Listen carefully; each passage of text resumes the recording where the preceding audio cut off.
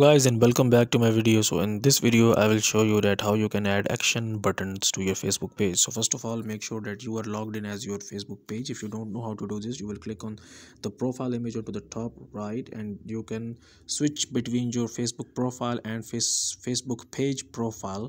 And as you know, as you can see that I'm on my Facebook page, then you have to click on your name here, and then you have to click on these three dots over here, and on the top you can see added action button. You want to click on this one, and here you can see that I already have added two action buttons. So if you want to add more, then you can just click on added buttons, but unfortunately at the top they are saying that choose up to two buttons to show at the top of your page. This means that you can only show two buttons at the time.